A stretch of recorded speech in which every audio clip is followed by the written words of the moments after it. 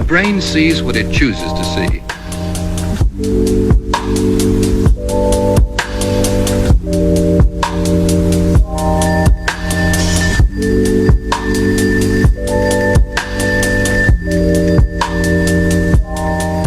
Nobody knows for certain where or how we make our internal models of the outside world. This year, once again, back with my second painting with Consciously Create and Produce for Yourself. And today, I like to call this painting, Be Yourself. And what I mean by be yourself, the message is conveyed in this image.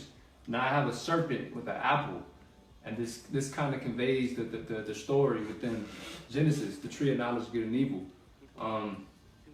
Of how once, everybody's familiar with that story about how Adam and Eve, they were in the garden, they were naked, they weren't ashamed. But what does that mean? They weren't naked. Well, in that story, their minds were empty, they were pure, they were true to themselves, true to their nature. And then you have this serpent that comes along. I have the apple here just to convey, like, everybody's familiar with that image. But you have this serpent that comes along and it's like, you're not true yet. You don't have everything that you need yet. You have to eat this fruit. You have to know the difference between good and evil, and then you will become like God. But mind you, before that, they were already true to their source. They were already one with their Creator.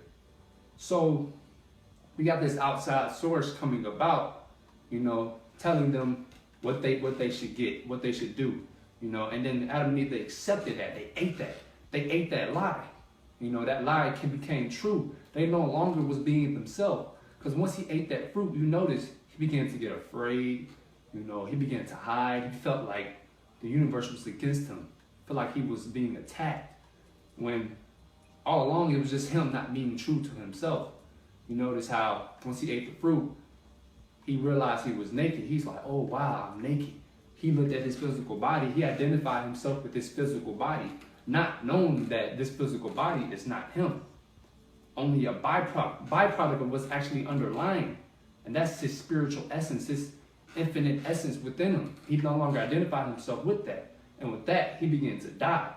And this image here, you have this meditating person within the six-pointed star. The six-pointed star actually kind of represents oneness. You have the ascending triangle and the descending triangle coming together, intertwined together, making one union. It's the same symbol as the yin and yang symbol. You have the one side, the dark side, and the light side come together to make one full union. That's oneness, That's the aspect that we all should be, should be. It's a state of being one.